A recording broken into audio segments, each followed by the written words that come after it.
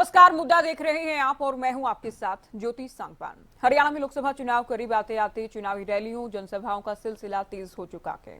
नामांकन की प्रक्रिया भी पूरी हो गई है। नेता और उम्मीदवार अलग अलग कार्यक्रमों के जरिए जनता के बीच जा रहे हैं। तो चर्चा चुनावी तैयारियों को लेकर, नेताओं की चुनावी दावेदारियों को लेकर हम करने वाले हैं। एक रिपोर्ट आपको दिखाते हैं।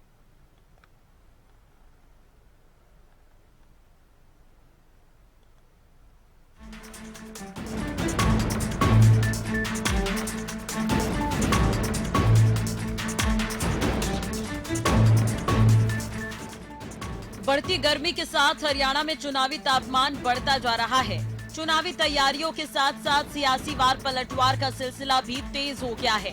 राजनीतिक दल और उम्मीदवार अपने अपने मुद्दों को धार देने में जुटे हैं। नामांकन के अंतिम दिन कई दिग्गजों ने नामांकन पत्र दाखिल किया तो अपनी अपनी जीत का दम भरा।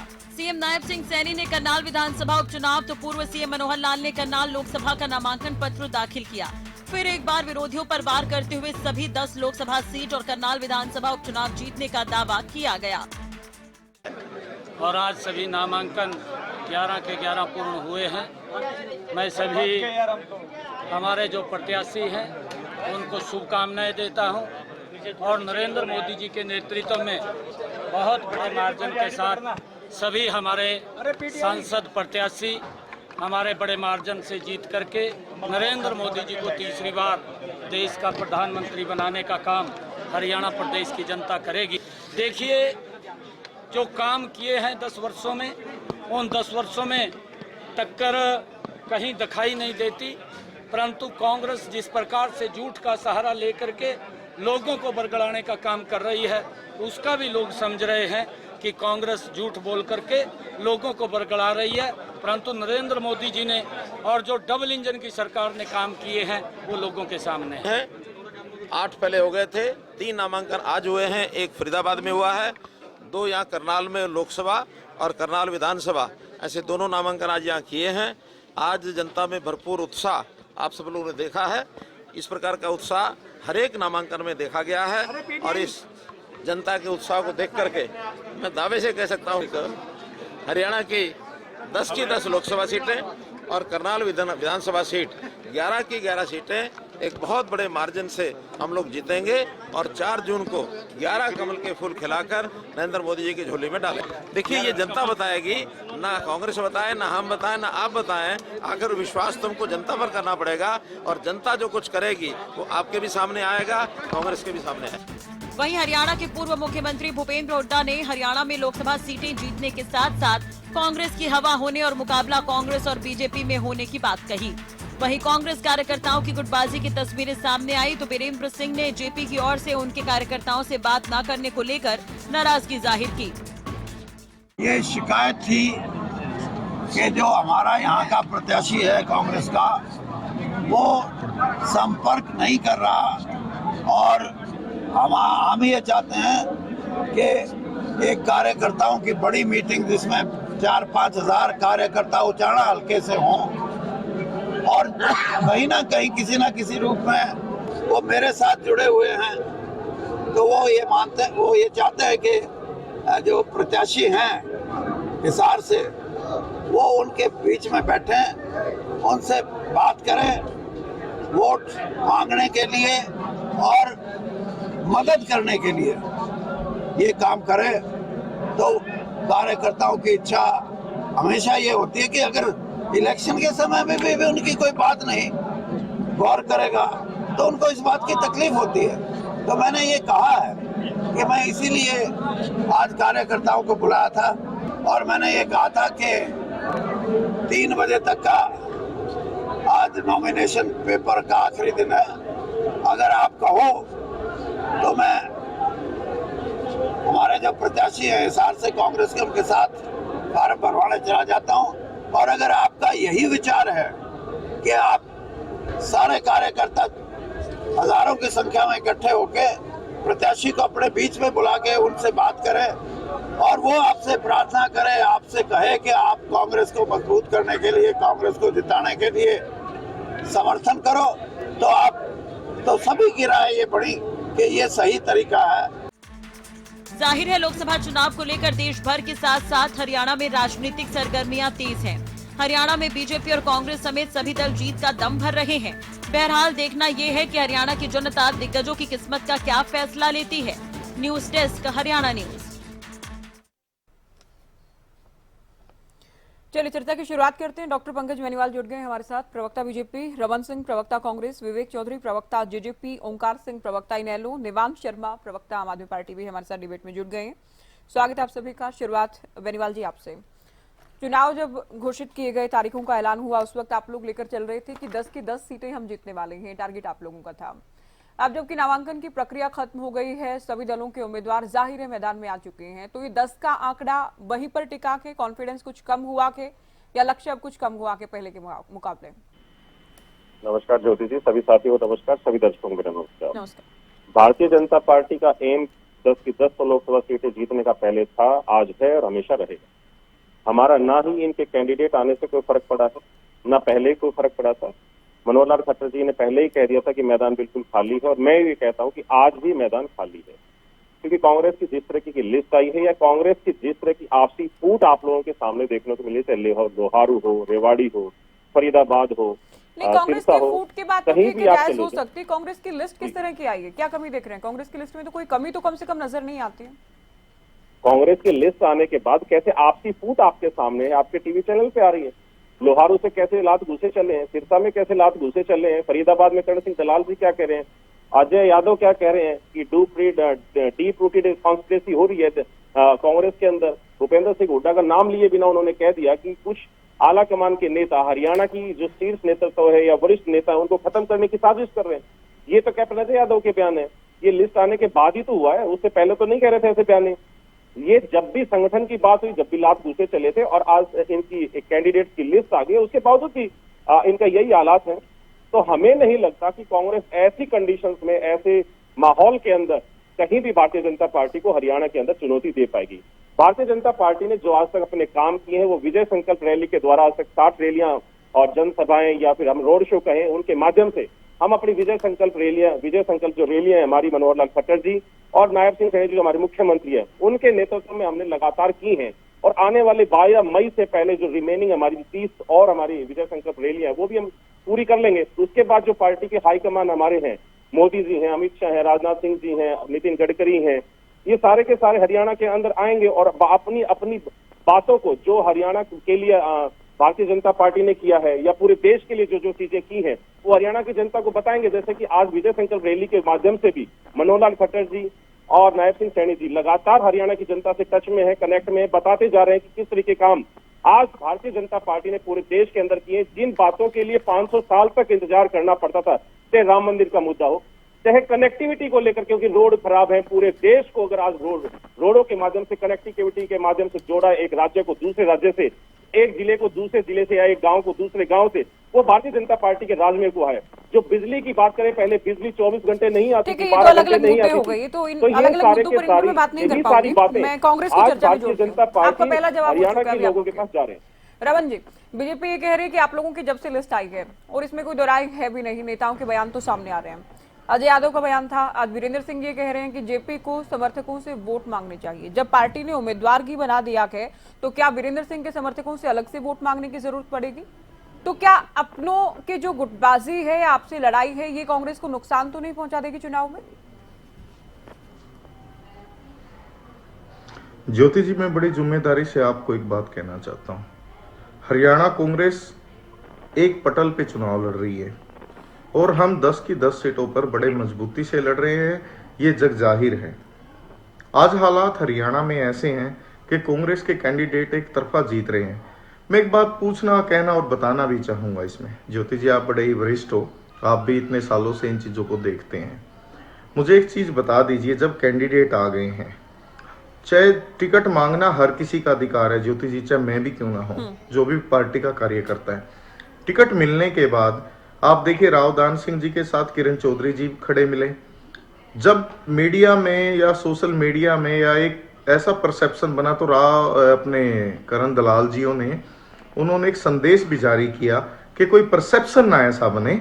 उन्होंने कहा कि हम माननीय प्रताप जी के साथ कंधे से कंधा मिला के खड़े हैं। दूसरी बात, चाहे जयप्रकाश जी हों, वो निरंतर गांव, शहरों, कस्बों में जा रहे हैं। और जो है, जैसे कि अब मेरे प्रवक्ता साथी ने कहा, मैं इनका बड़ा सम्मान भी करता हूं, माननीय मनोहर लाल खट्टर जी इतने ही बेहतरीन मुख्यमंत्री थे, तो उनको चुनाव से पहले क्यों हटा दिया गया? क्योंकि हालात ज्योति जी हरियाणा के अंदर ये थे कि कोई भी उनके नेतृत्व में चुनाव लड़ने को तैयार तक नहीं था, चाहे वो मेंबर ऑफ पार्लियामेंट का चुनाव हो या फिर एमएलए का चुनाव। रात्रि को देखिए आप मेरी बात सुनिए बेनीवाल जी, खट्टर साहब का करनाल में कितना विरोध है ये स्वयं आपकी पार्टी भी जानती है। खट्टर साहब को लोग गांव में घुसने तक नहीं दे रहे, क्योंकि माननीय खट्टर साहब का मैं सम्मान करता था, वो हरियाणा का, मैंने सब कुछ देख लिया। आपको मैं एक बात कहना चाहूंगा, मनोहर लाल खट्टर जी इस प्रांत के एक फेलियर चीफ मिनिस्टर है, जहां किसान की लगातार पिटाइयां हुई हो, कर्मचारी लगातार धरने पे रहे हों, युवाओं के जो पेपर 30 से 35 बार लीक हुए, कैंसिल हुए, उसके लिए माननीय खट्टर साहब बड़े जिम्मेदार हैं। उनकी सबसे बड़ी जिम्मेदारी थी। दूसरी बात, जब आपके नौकरी देने वाले सेक्रेटरियों के दफ्तरों में करोड़ों रुपए पकड़े गए, आज वो जांच कहां पे है? मैं एक बात पूछना चाहता हूं ज्योति जी, आज महंगाई चरम सीमा पे है। आज हम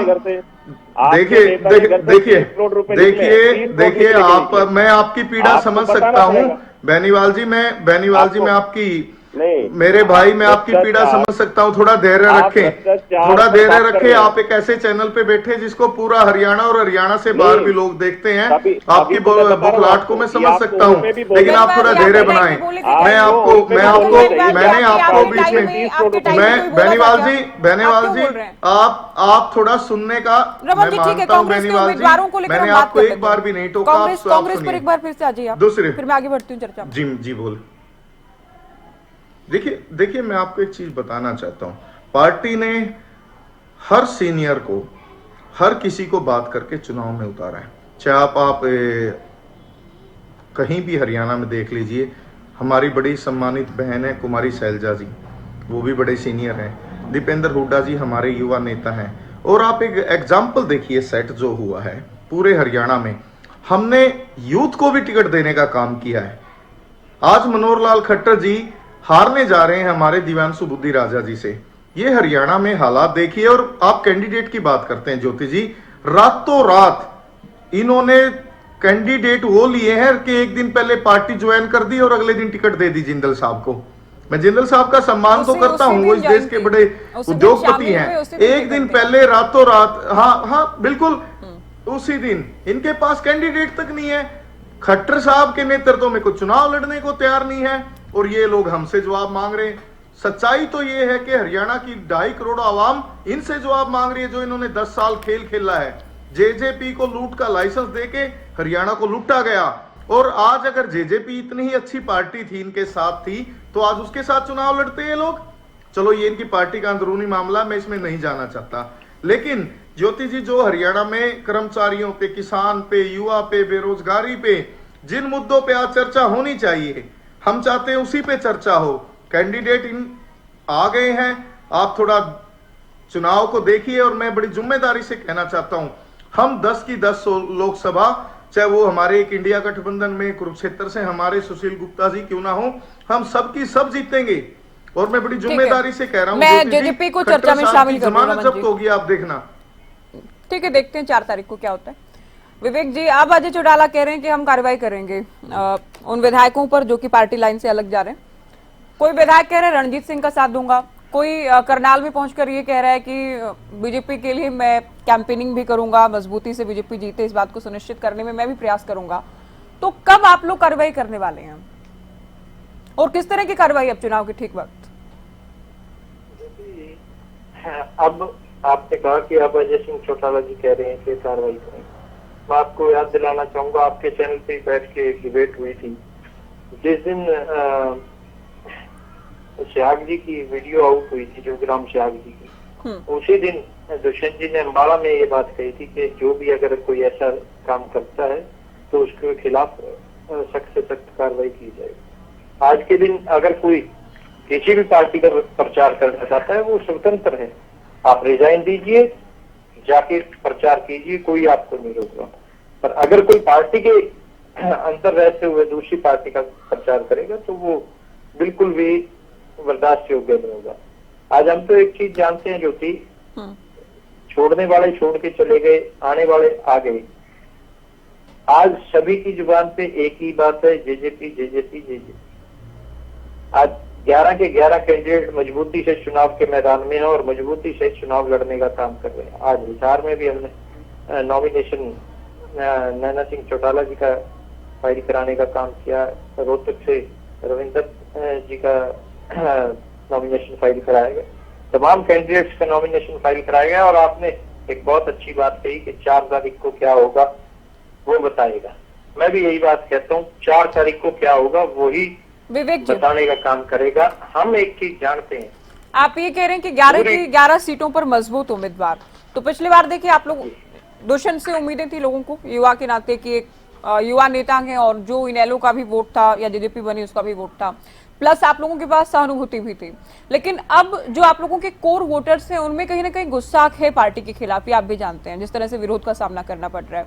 तो पिछली बार के हिसार के अलावा आप लोग कहीं मुकाबले में नहीं थे, तो इस बार कैसे आप दावा कर सकते हैं? किस ग्राउंड पर आप ये दावा कर रहे हैं कि 11 के 11 मजबूत उम्मीदवार हैं?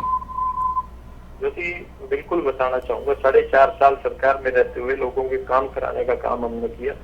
लोगों को जो जरूरी काम थे, चाहे 75% आरक्षण हो, चाहे 50% महिलाओं का आरक्षण हो, चाहे 33% महिलाओं का आरक्षण राशन डिपो में हो, वो सारी चीजें लेके लोगों के बीच में जाएंगे। जो विकास कार्य कराने का काम किया, आज 1.5 महीने से सरकार से अलग हुए, आज क्या हालात मंडियों के हैं वो सबके सामने है।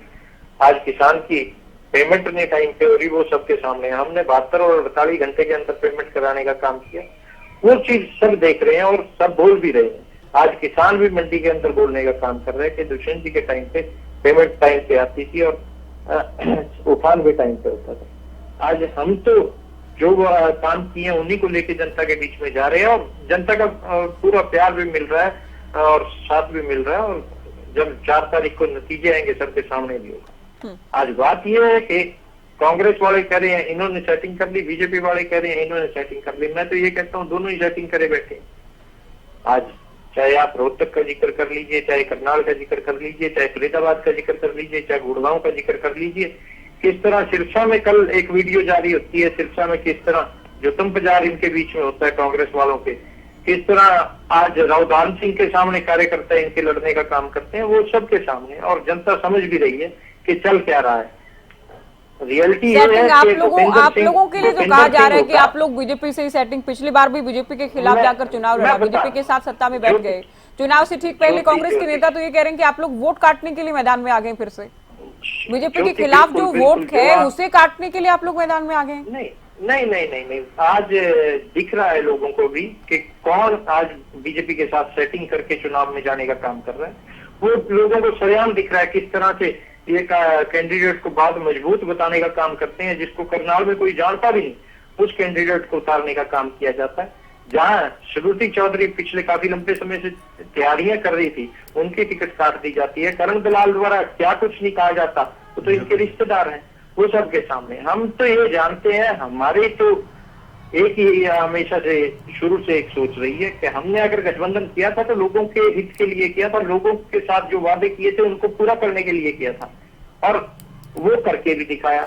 ठीक है, लोगों के हित में ही आप लोगों को हिसार या भिवानी सीट नहीं मिल पाई गठबंधन के तहत, लोगों के हित में ही आप बीजेपी के खिलाफ चुनाव लड़ रहे हैं लोगों के हित में, और आने वाले समय में भी जो भी कदम उठाएंगे तो आपका दावा लोगों के हित में ही उठाएंगे। 5100 पेंशन का जिक्र करिए ना, लोगों के हित में 5100 पेंशन नहीं कर पाए ना, वो तो बीजेपी ने जितना कहा था उतना किया। बीजेपी ने 3000 किया था, बीजेपी के घोषणा पत्र में था 3000 हुआ है। आप लोग तो 5100 कह रहे थे, किस बात का क्रेडिट ले रहे हैं विवेक जी? ये तो बहुत बड़ा जो आप लोगों का वादा था वो पूरा नहीं कर पाए और उसका क्रेडिट भी ले रहे हैं, आप कमाल कर रहे हैं। पूरे कर दिए ये बीजेपी का वादा पूरा हुआ है ना, इस पर तो मैं सीएम साहब से लेकर पूर्व डिप्टी सीएम दुष्यंत चौटाला से भी इंटरव्यू में सवाल में पूछ चुकी हूँ इस मुद्दे पर। आप लोगों का तो वादा पूरा नहीं हुआ ना। चलिए मैं इनेलो को चर्चा में जोड़ रहा हूँ। बीजेपी ने बात पूरी करने दीजिए ज्योति, ऐसे नहीं बात। 75% बीजेपी का वादा था क्या? रविदास मंदिर बीजेपी का वादा था तो क्या? 75% वाला भी अदालत में नहीं टिक पाया। वो 75% आरक्षण कानून आप लोगों का अदालत में नहीं टिका, वो खारिज हो गया था अदालत में, वो खारिज हो गया था ज्योति जी। हरियाणा के युवाओं के हित में लाने का काम करेंगे। 50% महिलाओं का आरक्षण बीजेपी के घोषणा पत्र में था क्या? 33% आरक्षण बीजेपी के घोषणा पत्र में था क्या? आज के दिन हम तो बात कर रहे हैं, रविदास मंदिर बीजेपी के घोषणा पत्र में दिखा दी थी, कहा था। हमने जो वादे किए तमाम वादों को पूरा करने का काम किया। आज लोगों के बीच में जा रहे हैं, वही बात रखने का काम कर रहे हैं और लोग। चलिए मैं ओंकार जी को चर्चा में शामिल कर रही हूँ अभी। स्पष्ट भी हो जाएगा। ओंकार जी, आपकी पार्टी की कैसी चल रही तैयारियां, क्योंकि नामांकन की प्रक्रिया भी पूरी हो गई है, चुनाव करीब आ गए हैं। कैसी स्थिति में खड़ी है इनेलो? ज्योति जी, बहुत अच्छी स्थिति है। हमारा किसी भी कैंडिडेट का कहीं भी कोई विरोध नहीं है। पार्टी बहुत एकजुटता के साथ चुनाव लड़ रही है। और मैं बताना चाहता हूँ, आज ये जो देश का चुनाव है, ये बीजेपी ने मुद्दों से भटका दिया। जब राजा धर्म की बात करने लगे तो समझो वो डर गया, वो हार रहा है। आज ये धर्म पे आ गया, दोबारा फिर से राम मंदिर पे आ गए। आज मुद्दों पे बात होनी चाहिए, बेरोजगारी पे बात होनी चाहिए, भ्रष्टाचार पे, महंगाई पे, कालाधन पे, इलेक्टोरल बोर्ड पे, दुनिया भर के मुद्दे हैं। आज बात होनी चाहिए गंगा साफ योजना, 20,000 करोड़ रुपए की नमामि गंगा योजना थी, वो 20,000 करोड़ तो लग गए, गंगा साफ नहीं हुई। आज मुद्दों से भटका दिया गया। आज मुद्दा चाहिए शिक्षा का, ताकि उत्तम शिक्षा मिले हमारे बच्चों को। और शिक्षा के लिए निजी स्कूल जैसे लूट खसूट कर रहे हैं, ये जनता के सामने है। ओंकार जी, आप लोग मुद्दों की बात कर रहे हैं, होना चाहिए। अब है आपकी पार्टी के आयुष्मान कार्ड, ओपी चौटाला साहब के बाद सबसे बड़े नेता अब है, और एक्टिव पॉलिटिक्स के नाते सबसे बड़े नेता इनेलो के। वो ये कह रहे हैं कि कुरुक्षेत्र में जाट और बनिए की लड़ाई है। तो आप लोग तो जात पात की बात कर रहे हैं ना, आप लोगों ने किन मुद्दों की बात की है? देखिए, ये तो समाज को बांटने वाले बयान तो वो जीतने के लिए दे रहे हैं, जात पात से जुड़े बयान दे रहे हैं। उन्होंने कहा तो ये मुद्दे हैं आप लोगों के, जाट और बनिए। सुनिए ज्योति जी, देखिए ज्योति जी, मैं मुद्दे की बात करता हूँ। उन्होंने जाट और बनिए की बात नहीं बोली, ये गलत है। मैं मुद्दे की बात करता हूँ। बिल्कुल गलत नहीं है। मैं अगर आयुष्मान कार्ड बना दिए, लेकिन आयुष्मान भारत नाम का नया कार्ड बनाया। उन्होंने इतना जरूर बोला था कि 2 बनियों में 1 जाट है, बस ये नहीं बोला जैसे आप कह रहे हो। उन्होंने जातिवाद का कभी जहर नहीं पिलाया। ये काम कांग्रेस और बीजेपी का है, ये हमारा काम नहीं है। हम किसान के बेटे हैं।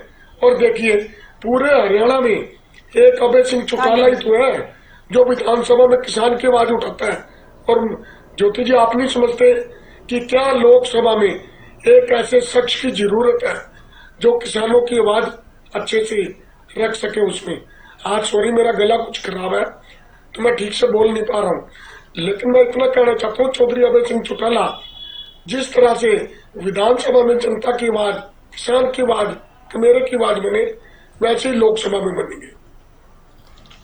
ठीक है, रमन जी कुछ कहना चाह रहे हैं? रमन जी आएंगे आपके पास। अभी मैं आम आदमी पार्टी को भी चर्चा में शामिल कर रही हूँ। देवान जी, आप लोग गठबंधन के तहत कुरुक्षेत्र में उम्मीदवार हैं आपके सुशील गुप्ता, और जिस बयान का मैं जिक्र कर रही थी अभय की ओर से कहा भी गया था, हालांकि पिछले दिनों की बात है।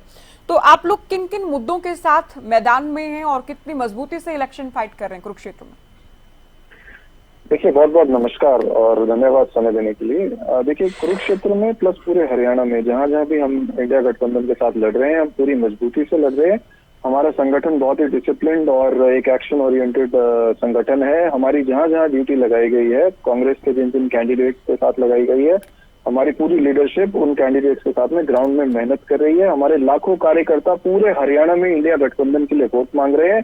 और फ्रंटल अटैक में हम कुरुक्षेत्र में, जहाँ पे हमारे कैंडिडेट डॉक्टर सुशील गुप्ता जी हैं, जो हरियाणा में उन लोगों में से हैं जिन्होंने अभी तक चुनाव में सबसे ज्यादा गाँव में ट्रैवल कर लिया है। लगभग 600 से ज्यादा गांव में हम लोग कुरुक्षेत्र के जा चुके हैं, अलग अलग एरियाज में जा चुके हैं। और गांव में आपने मुद्दों की बात की, मुद्दों की बात करें तो हमारे लिए जो सबसे बड़ा मुद्दा है इस समय वो ये है कि जो किसानों के साथ गलत हुआ है और अभी भी जो लगातार किसानों के साथ गलत होता जा रहा है, हम किसानों के साथ मिलकर उसके लिए एक एक्शन प्लान और एक रोड मैप बहुत जल्दी हम कुरुक्षेत्र ओरिएंटेड, इंडिया गठबंधन का तो हमारा है ही, गारंटीज जो हम दे रहे हैं, जो 5 गारंटीज हमने दिल्ली रामलीला मैदान में दी, वो तो पूरे हरियाणा में लागू होती हैं। जैसे 200 यूनिट बिजली फ्री हरियाणा के हर व्यक्ति हर घर में, जैसे पानी फ्री, जैसे शिक्षा के ऊपर काम, स्वास्थ्य के ऊपर काम, ये हमारा इंडिया गठबंधन का मैनिफेस्टो है। लेकिन इसके अलावा कुरुक्षेत्र में जो स्पेसिफिकली हमारे कैंडिडेट हैं, कुरुक्षेत्र में जो कुरुक्षेत्र ओरिएंटेड हम लोगों ने मैनिफेस्टो दिया है, उसमें सबसे ऊपर किसान के लिए हमने ये लिखा है कि किसान के लिए जो मंडियां इस समय इन्होंने बर्बाद कर दी हैं, जिस तरह से मंडियों में ये किसानों को जाके दर दर की ठोकरें खानी पड़ रही हैं, ना स्टोरेज की स्पेस है, ना वहां पे उनके बैठने की स्पेस है। 2-2, 3-3 दिन किसान जो है वो मंडियों के बाहर इंतजार कर रहा है। छोटा किसान जिसके पास अपना ट्रैक्टर भी नहीं है, उसको बाद में बोल दिया जाता है कि सिल्को में चले जाओ, यहाँ कुछ नहीं होगा आपका।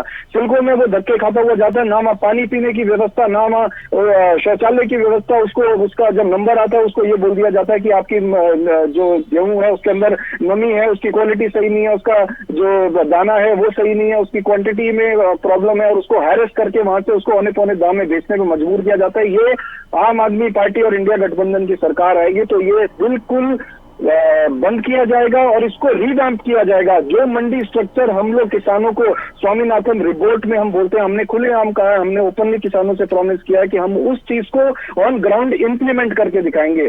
किसानों के साथ जगह पर हम कुरुक्षेत्र में बैठक कर रहे हैं और आप यकीन मानिएगा कि जो मैनिफेस्टो हम लेकर आने वाले हैं किसानों के लिए, वो मैनिफेस्टो ऐसा होगा जो एक गेम चेंजिंग मैनिफेस्टो होगा किसानों के लिए। कुरुक्षेत्र से एग्जाम्पल जाएगा कि अगर किसानों के लिए कोई सरकार कुछ सोच रही है, कुछ कर सकती है, तो वो कुरुक्षेत्र से शुरुआत किया जाएगा। कैसे हम अपनी मंडी को वर्ल्ड क्लास बना सकते हैं, बीजेपी की तरह नहीं कि हम अपने दोस्तों को सारी चीजें दे दें और उनको बोले कि आप वर्ल्ड क्लास बनाइए, खुद को भी अमीर करिए और इंफ्रास्ट्रक्चर भी बड़ा करिए और जो किसानों के पैसे काट के अपनी जेबें भरिए। ऐसा नहीं होगा। पैसा जो है वो किसानों की जेब में आएगा, किसानों के लिए काम किया जाएगा, किसानों को फसल का पूरा कीमत मिलेगी। प्लस उसके साथ में हम शिक्षा पे भी काम करेंगे। पूरा रीवैम्प करने की जरूरत है। आप कुरुक्षेत्र के स्कूल्स में चले जाइए, बुरी हालत है स्कूलों की। हम तो गांव-गांव में जाके देख रहे हैं। अस्पतालों में चले जाइए, बुरी हालत है अस्पतालों की। सरकारी अस्पतालों की ये हालत होगी कि वहां पे वैसे भी अपना इलाज ना करवाएं, ऐसी हालत इन लोगों ने कर दी। कई मशीनें आई हुई है तो पैक पड़ी है जो आज तक खुली नहीं है और उनमें जंग लग रहा है और कहीं पे डॉक्टर्स नहीं है, ये हालत है।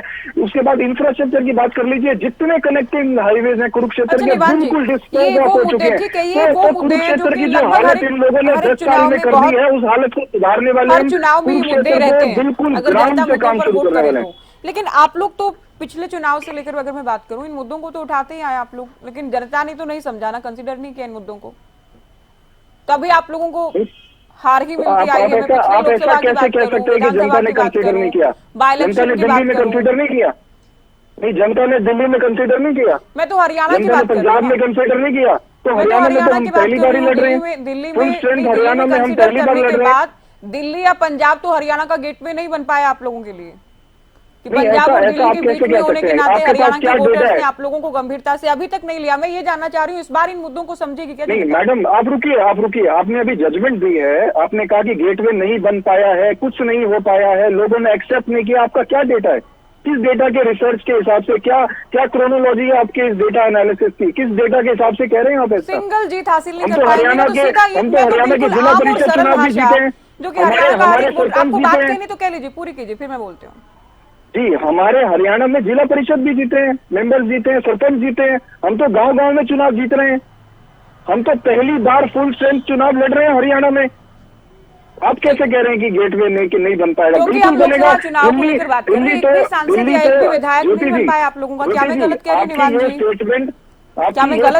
दिल्ली गेटवे नहीं हो सकता। दिल्ली तो पूरे देश का गेटवे है। अरे तो इसमें बुरा मानने वाली क्या बात हो गई? लोकसभा चुनाव के लिए चर्चा करने को बैठे आप लोग, नहीं जीत पाए लोकसभा, जमानत भी नहीं बचा पाए। कोई बात नहीं।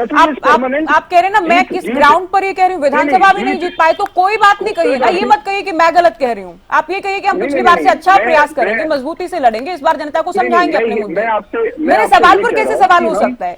आप बता दीजिए कब आप लोगों ने लोकसभा जीता? मैं आपसे ये कह रहा हूँ कि ये चुनाव तो पिछले चुनाव जैसा है ही नहीं। तो हाँ, ये कहिए ना कि अलग होगा। मैं ये जानने का प्रयास कर रही हूँ कि अलग क्या होगा, अलग क्या होगा। संविधान बचाने का चुनाव है ये चुनाव में, तो संविधान हमारे देश का खतरे में जिन लोगों ने डाला हुआ है। ठीक है ना, ये कहिए निवान जी, आप ये क्यों कह रहे हैं कि हम मैं कुछ गलत कह रही हूं? उन लोगों को हटाने का चुनाव है जिन लोगों ने किसानों पर एनएसए लगा दी। ये वो पार्टी को हटाने का चुनाव है जिन्होंने किसानों की प्रॉपर्टी जब्त की। ये तो सेम चुनाव है ही नहीं। ये तो उन लोगों को हटाने का चुनाव है जो अपने चेहरे पे नकाब लगा के घूमते हैं, जो अपने आप को राष्ट्रवादी बताते हैं और राष्ट्र के साथ द्रोह करते हैं। ये तो उन लोगों को हटाने का चुनाव है। ठीक है, ये मैं यही जानने का प्रयास कर रही थी कि अलग क्या है। आप ये कह रही है चुनाव अलग है। ओके, रमन जी को कुछ कहना था? उन लोगों को हटाने का चुनाव है जिन्होंने किसानों पे गोलियां बरसाई। आप बताइए, हमारा देश कृषि प्रधान देश है, हमारे देश में किसानों के ऊपर गोलियां चलेंगी क्या?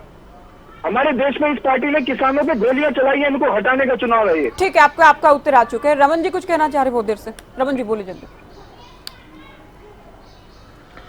देखिए ज्योति जी, बात सीधी और स्पष्ट है। एक चुनाव अगले चुनाव की दशा और दिशा तय नहीं करता, ये स्वीकार्य है। हर कोई इस बात को बड़ी बखूबी जानता है। लेकिन जैसे माननीय मनोहर लाल खट्टर जी ने 2019 में कहा था कि अब की बार 75 पार, तो उनको बहुमत तक नहीं मिला। गंगा जमुना पार भेजने वालों ने उनकी सरकार चलाई। ये जग जाहिर है, ये आप भी जानते हो, हरियाणा की आवाम भी जानती है। लेकिन फिर आपको ये चीज आज देखनी होगी, हरियाणा के इलेक्शन में बिल्कुल बिन मुद्दे हरियाणा के हैं, कोई बाहर का मुद्दा अभी तक ऐसा नहीं है। आप एक चीज देख लीजिए ज्योति जी, बेरोजगारी का आलम ये है कि हर लोकसभा के अगर आप आंकड़े भी देखें, आपका पर्सी चैनल है, हर जगह जाता है। करोड़ों लाखों बच्चे डोंकी के रास्ते जमीनें बेच के विदेशों में पलायन कर गए, क्योंकि ये बड़ा गंभीर सवाल और जवाब दोनों बनते हैं सरकार के लिए, क्योंकि रोजगार है नहीं। नशा गांव में ज्योति जी चारों तरफ फैल चुका है, क्योंकि इस पे बहुत बार चर्चा भी हुई, सरकार आंख बंद करके बैठी रही। आज सबसे बड़ा विरोध जो है सरकार का, वो नशे को लेकर भी है हरियाणा में। उसके बाद आप देख लीजिए, गुंडागर्दी का ये आलम रहा कि कोई किसी से फिरौती मांग लेता था, कोई किसी को गोली मार देता था, और सरकार अपना मधु मस्त चल रही थी सिर्फ कहने में। क्योंकि माननीय खट्टर साहब की तो ये भूमिका थी कि ब्यूरोक्रेसी उन पे इतनी हैवी थी कि वो सुनते नहीं थे। आज वो करनाल के अंदर कहते हैं कि मुझे प्रशासन ने मिसगाइड किया, मैं माफी मांगता हूं आप लोगों से, क्योंकि उन्होंने करनाल के अंदर फड़ी तक नहीं फोड़ी। दूसरी बात, आप आगे बढ़िए, मैं आपको बड़ी जिम्मेदारी से कह रहा हूं, हरियाणा एक कृषि प्रधान राज्य है। भारत का अंदाता हरियाणा, पंजाब, पश्चिमी यूपी में रहता है। लगभग 750 किसानों ने पहले शहादत दी ज्योति जी। अगर 3 काले कानून इतने ही सही थे तो फिर इन्होंने वापिस क्यों लिए? अगर वापिस लिए थे, जिन शर्तों पे माननीय मोदी जी मीडिया के सामने आए थे, किसान भाइयों आप घर लौटिए, आपको आपकी एमएसपी और फसल आपकी बिल्कुल सुनिश्चित करके हम लोग करेंगे, लेकिन उससे भी ये लोग भाग गए। अब दोबारा किसानों ने फिर से अपनी एमएसपी के लिए लड़ाई लड़ी, प्रशासन ने उन पे गोलियां चलाई, जमीनों में किले गाड़ दी। वो किले जमीनों में नहीं गड़ी थी, किसान की छाती पे गड़ी थी ज्योति जी। ऐसे हालात हरियाणा के अंदर बन चुके थे कि माननीय खट्टर साहब के नेतृत्व में कोई चुनाव लड़ने को तैयार तक नहीं था। इस वजह से रातों रात एक मुख्यमंत्री को हटाया गया कि किसी न किसी कारण इस विरोध को दबाया जाए और हम हरियाणा का चुनाव लड़ सकें, वरना तो बीजेपी हरियाणा में चुनाव लड़ने की भी परिस्थिति में नहीं थी ज्योति जी। पंकज बेनीवाल जी, चलिए मैं उत्तर इस बात का ले लेती हूँ। रमन जी पिछली बात भी कह रहे थे, ऐसे चौराहे पे खड़े हैं जहां 10 की 10 लोकसभा हारने जा रहे हैं। पंकज जी, 10 की 10 लोकसभा सीटें आप लोग हार रहे हैं। आपके विरोधी दलों के जितने भी प्रवक्ता हमारे साथ हैं, सभी का ही कहना है कि आप लोग हारने जा रहे हैं इस बार। और जो पिछले दिनों बदलाव किया गया सरकार से जुड़ा, उसे लेकर भी रमन सिंह ये कह रहे हैं कि ये क्योंकि आप लोगों को हार नजर आ रही थी, इसी के चलते बहुत बड़ा बदलाव किया गया। ज्योति जी, मुंगेरी लाल के हसीन सपने देखने चाहिए इन लोगों को। 2014 में भी देखे थे, 19 में भी देखे थे, 24 में देख रहे हैं, आगे भी देखते रहेंगे। लेकिन देश की जनता, हरियाणा की जनता देख चुकी है कि कैसे भ्रष्टाचार का नकाब आम आदमी पार्टी ने पहन रखा है, कांग्रेस पार्टी ने पहन रखा है। यही आम आदमी पार्टी 2012 में जब कांग्रेस के खिलाफ खड़ी थी तो कहती थी सबसे भ्रष्टाचारी पार्टी है कांग्रेस। वही अरविंद केजरीवाल कहते थे, वही आम आदमी पार्टी कहती थी, वही निवान शर्मा कहते थे कि कांग्रेस सबसे भ्रष्टाचारी पार्टी है। आज भैया बड़ी अच्छी पार्टी हो गई है। तो लेकिन ये तो रोजाना डिबेट में ये रोजाना ये पूछते हैं कि कुरुक्षेत्र से जो आपके उम्मीदवार हैं उनके लिए आप लोग क्या बोलते थे? जब तक वो बीजेपी में नहीं आए थे, आप लोगों ने टिकट नहीं दिया था। ज्योति जी, हमने जिसको कैंडिडेट बनाया, 10 के 10 कैंडिडेट हमने बनाए। ये लोग बार बार कुछ भी कहते रहे, लेकिन आज वो भारतीय जनता पार्टी के कैंडिडेट हैं और हरियाणा की जनता उनको वोट तो नहीं कहेंगे, पहले तो कहते थे ना।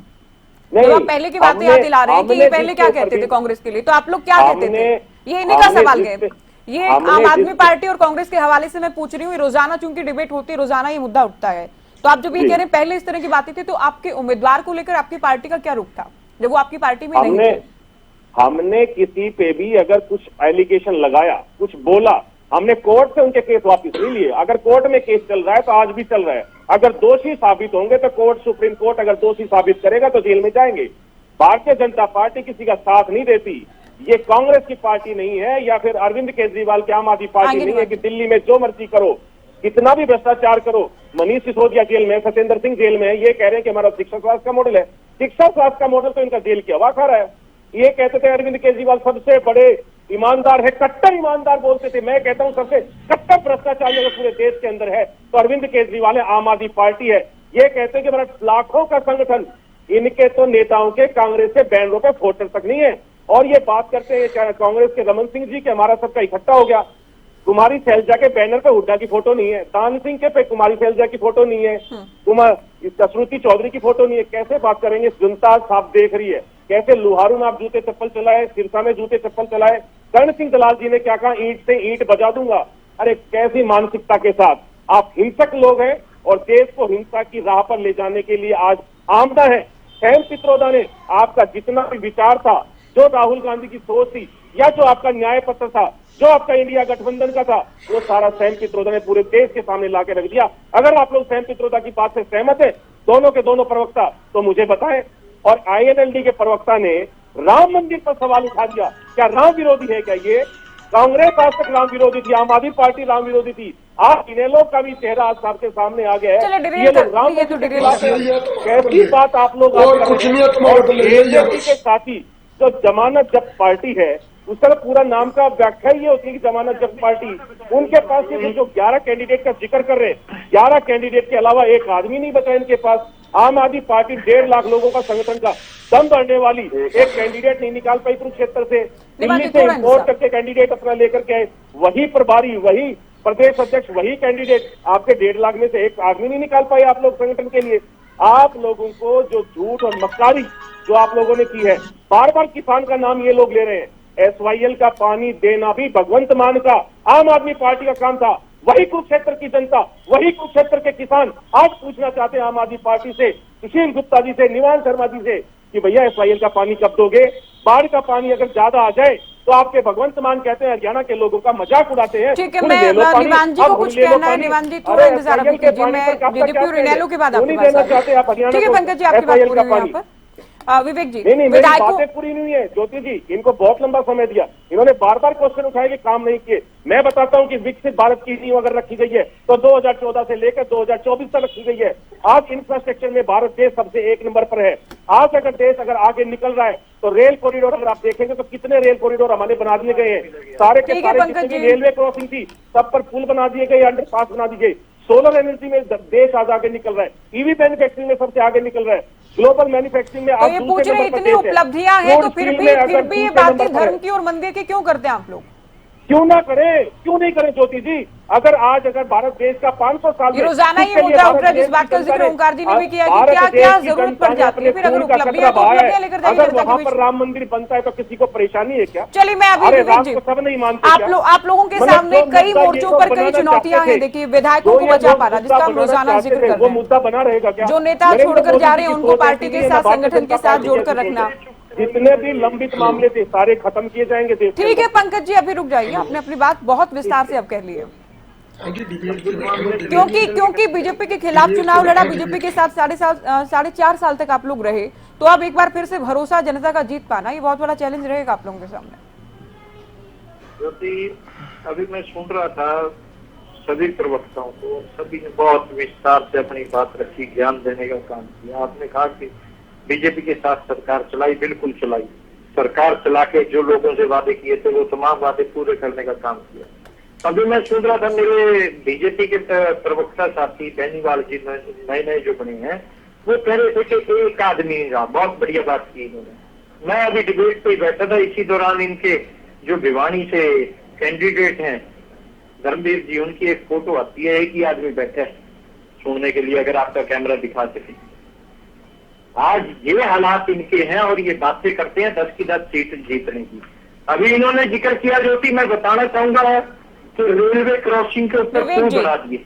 एक तस्वीर हम देखिए, ये मैं ये नहीं कह रही हूँ कि ऐसा नहीं हुआ होगा, हो सकता है धर्मवीर के कार्यक्रम में केवल एक ही इंसान पहुंचा हो, एक ही शख्स पहुंचा हो। पिछले दिनों अजय चौटाला पहुंचे थे, 15 लोग कुर्सियों पर थे, केवल 9 लोग थे। तो आप ये तो मान रहे हैं कि सभी दलों के सामने कहीं ना कहीं ऐसी परिस्थितियां तो हैं, कहीं ज्यादा है, कहीं कम। आप पूछना चाह रहे हैं वो उसका जवाब मेरे पास पहले ही तैयार है। मेरे को पता था, आपने फोटो दिखाते ही यही सवाल पूछना है ज्योति, मैं एक चीज कह रहा हूँ, फोटो आज वाले भी दिखाओ, जो आज रोड शो था वो भी दिखाओ। अगर कोई फोटो एडिटेड करके, ये एडिटेड फोटो नहीं है, अगर कोई फोटो एडिटेड करके चलाई जाती है विवेक तो जी, उसका हम आप जवाब देने मीडिया, का भी काम देखिए ये करते क्या हैं। कोई खबर है क्या हम रोड तो- शो में लोग शामिल हुए? नहीं, ये नहीं, जनसभा मैं में क्या लोग कह- पहुंचे, रैली में लोग आज- पहुंचे, आप जानते हैं आज- खबर कब है? आज- आपने क्यों दिखाई ये तस्वीर? अगर धर्मवीर के कार्यक्रम में मैं- बहुत सारे लोग होते मैं तो- तो क्या विवेक इस तस्वीर को दिखाते? नहीं दिखाते, क्योंकि एक ही ज्योति, शख्स मैं पहुंचा तो इसलिए ठीक खबर कह रहा गई, हूं। इसलिए जो खबर लोग- गई, इसलिए जो आपने लोग ये तस्वीर बातें दिखाई कर रहे है। हैं, जो लोग आज ये तो बातें कर रहे हैं लोहारू कि में हम जेपी 10 दलाल का जीत रहे हैं, प्रोग्राम हम हुआ है, ऐसे वो भी कर रहे हैं, देखा है हमने विवेक काम किया, चौधरी जी जो कि आपने? बीच में नहीं बोलने दूंगा, जो नहीं कि ऐसे की नहीं, बैठी मैं करेगी। आपको बता रहा हूँ। अगर बीच पंकज में जी, आप बता अपने रहा हूँ, समय में बोलिएगा, अभी आप आपने- रुकिए। आप एक एक फोटो दिखाएंगे, मैं दिखा रहा हूँ ना कि जेपी दलाल का जो प्रोग्राम था आज रणवीर जी के फेवर में, उसको भी देखा पंकज है जी, आपको टाइम दिया जाएगा, अभी आप शांति से सुन लीजिए। इन्होंने जिक्र किया कि हमने पुल बना दिए रेलवे क्रॉसिंग के ऊपर। इनसे पूछना चाहूंगा कि कब से बनाने शुरू करें। मैं ज्योति याद दिलाना चाहूंगा, माननीय दुष्यंत चौटाला जी सांसद होते थे और सांसद रहते हुए उन्होंने ये बात उठाने का काम किया। सबसे पहले हिसार को फाटक मुक्त करने का काम किया, और जब पीडब्ल्यूडी मिनिस्टर बने तो पूरे हरियाणा में ये नीति लागू करने का काम किया। हरियाणा को पूरे फाटक देश मुक्त में करने का किया काम विवेक किया। चौधरी जी, अरे पूरे सुनिए देश में। आप काम कर, पहली बार बीच में नहीं बोलना, नहीं, अपनी बारी में बोलना। आराम से बता रहा हूँ मैं, गुस्सा ना करो, मैं ना आराम से बता रहा हूँ, शरीर से बाहर ना निकलो। मैं कह रहा हूँ कि हरियाणा में नहीं, पूरे देश में लागू हुआ था, पूरे देश में पंकज जी, पंकज बेनीवाल जी, ऐसे हुए नहीं। थे। पंकज जी, केवल आप बोल रहे हैं दूसरों के बारे में, कोई नहीं बोल रहा है। निवान जी भी इतनी देर से इंतजार कर रहे हैं, उनको कुछ बोलना है। रमन जी ने बहुत देर तक इंतजार किया, तो आप क्यों बोलते रहेंगे सबके बीच में? ज्योति, आप क्यों बोलते रहेंगे सबके बीच में? ये बखलाहट है। करेक्ट आप अपनी बारी में करिएगा, मेरी बारी में करेक्ट करने की जरूरत नहीं है। जो हमने किया वो मैं बताऊंगा। आज के दिन ज्योति, मैं आम आदमी पार्टी के प्रवक्ता को सुन रहा था और मुझे बहुत आश्चर्यचकित भी मैं हुआ जब इन्होंने कहा कि मंडी वर्ल्ड क्लास बना देंगे। भाई साहब, पंजाब की मंडी वर्ल्ड क्लास बना दी क्या? आज पंजाब के किसान तो हरियाणा में अपनी फसल बेचने आते हैं, आप कहते हैं कि मंडी को वर्ल्ड क्लास बना देंगे। हम एक चीज जानते हैं, जब किसान का जिक्र आम आदमी पार्टी करती है और कहती है कि केजरीवाल हरियाणा का बेटा, तो एसवाईएल और चंडीगढ़ का जिक्र भी आना चाहिए। जो पराली का धुआं आपके पास जाता था बारी बारी, उसका जिक्र भी आना चाहिए। अब वो धुआं लगना बंद हो गया। आज के दिन किसान हितैषी बढ़ने की होड़ है। हम तो ये जानते हैं ज्योति, अगर काम करके दिखाया तभी लोगों के बीच में जा रहे हैं और वोट मांगने का काम कर रहे हैं। आज वो लोग बोल रहे हैं जिन्होंने सिर्फ और सिर्फ हरियाणा के ऊपर सिर्फ आरोप लगाने का काम किया। चाहे कभी कह दिए कि हरियाणा, दिल्ली जल बोर्ड ने कि हरियाणा पानी नहीं दे रहा, जब एसवाईएल का पानी मांगा गया तो इनके पास जवाब नहीं होता। इनके नेता क्या क्या बयान देते हैं और किस तरह का मजाक उड़ाने का हरियाणा का काम करते हैं, वो सबको पता है। मैं दोबारा रिपीट नहीं करना चाहूंगा। जो कि आज हिसार में हमने एयरपोर्ट बनाने का काम किया और उत्तर भारत का सबसे बड़ा रनवे अगर किसी ने बनाने का काम किया तो वो हमने बनाने का काम किया। 152 को कौन लेके आया? आज बातें तो यहाँ करते हैं, रोजगार भवन, रोजगार पोर्टल किसने बनाने का काम किया? तो हमने बनाने का काम किया। अगर बीजेपी के घोषणा पत्र में तमाम बातें जो मैं कर रहा हूँ वो हो तो बताने का काम करें।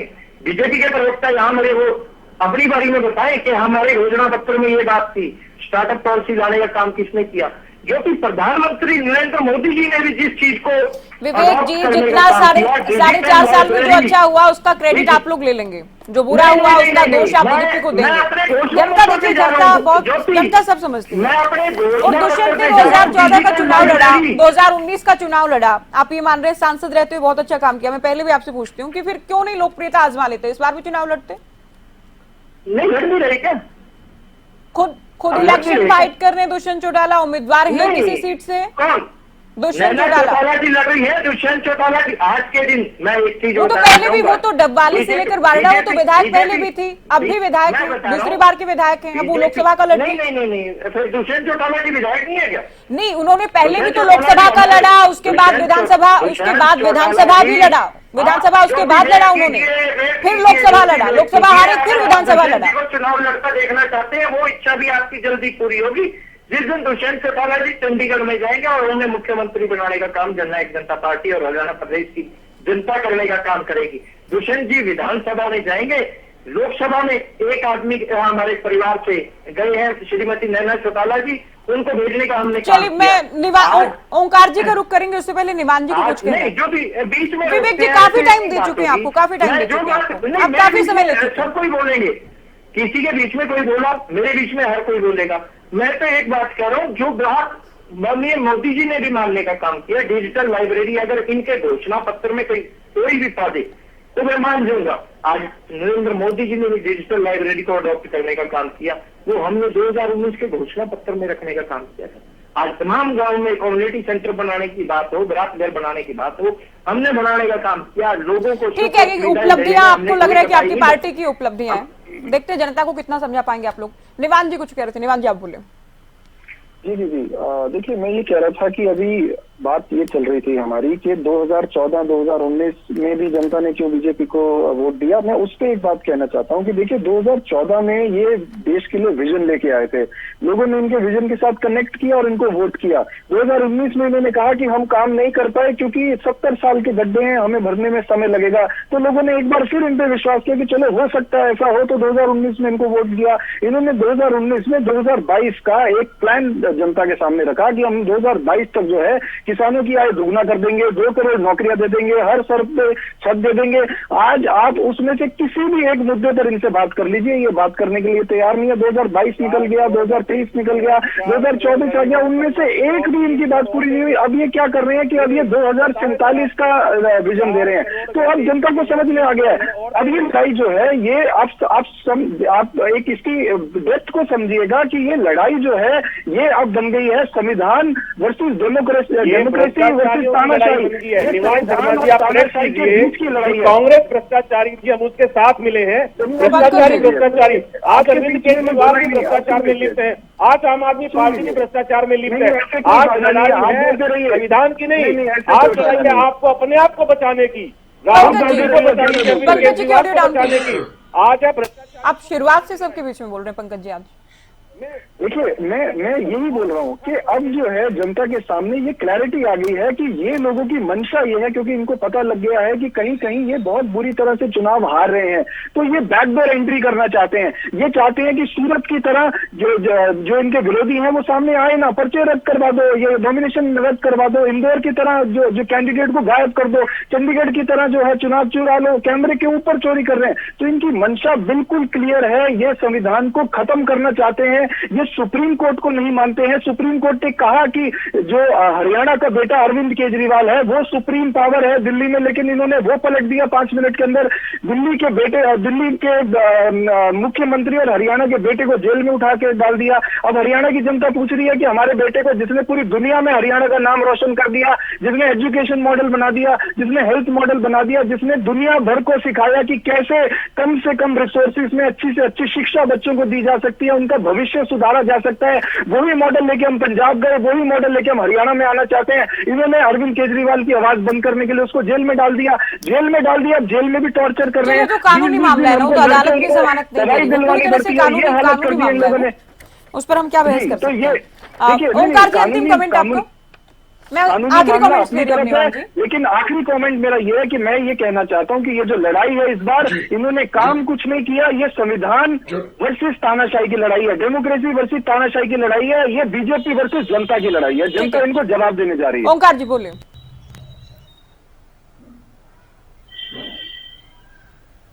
ओंकार जी आवाज मिल रही है क्या? ज्योति जी 10 साल का शासन है बीजेपी का, उससे पहले 10 साल कांग्रेस था। मैं तो हाँ जी मिल रही है जी, मेरी आवाज आ रही है आपको? जी जी बोलिए। ज्योति जी मेरी आवाज आ रही है? सर आ रही है आवाज, आप बोलिए ना। ज्योति जी मेरी आवाज आ रही है? ओंकार जी शायद आपको आवाज नहीं मिल रही है। ज्योति जी मैं कह रहा हूँ 10 साल का शासन है बीजेपी का। ठीक है, 10 साल बीजेपी, पहले 10 साल कांग्रेस, आप लोग 20 साल से सत्ता का सूखा आप लोग झेल रहे हैं। लेकिन अभय जब तक चुनाव नहीं लड़ते तब तक कम से कम ये रहता कि लोकसभा अभय नहीं लड़ रहे हैं, अभय अभी बाकी हैं, लेकिन इस बार तो अभय को भी मैदान में उतार दिया के। तो अगर जीतते हैं तो बहुत अच्छी बात है आपकी पार्टी के लिए, अगर नहीं जीतते तो ये बहुत मुश्किल वाली घड़ी होगी पार्टी के सामने।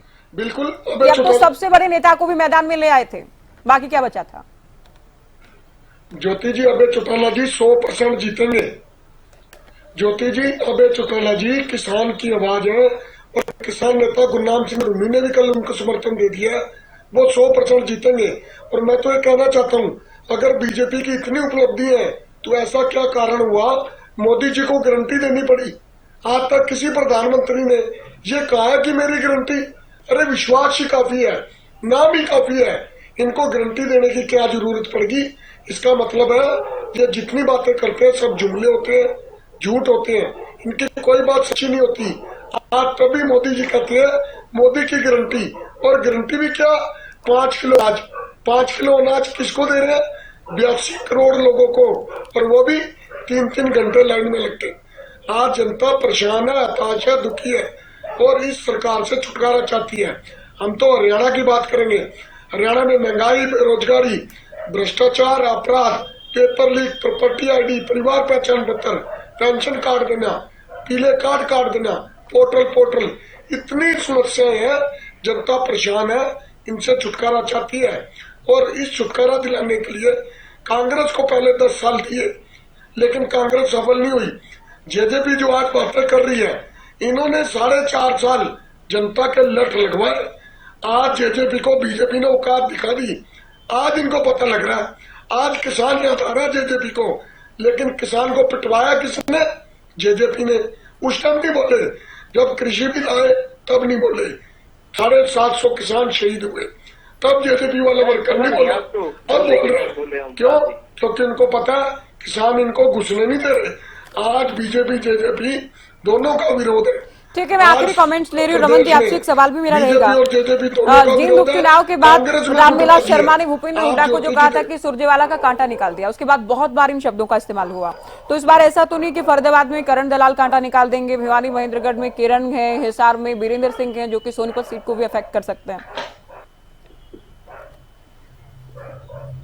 देखिए ज्योति जी, मैं बड़ी जिम्मेदारी से आपको एक बात कहना चाहता हूँ। और गुरुग्राम में कैप्टन अजय यादव भी हैं। देखिए, मैं एक बात बड़ी जिम्मेदारी से ज्योति जी आपको कहना चाहता हूँ, कांग्रेस पार्टी का प्रवक्ता होने के नाते, चाहे वो माननीय कैप्टन अजय यादव जी हों या माननीय हमारे चौधरी वीरेंद्र जी हों, हम इन नेताओं का सम्मान भी करते हैं और ये हमारे बड़े ही सम्मानित नेता हैं।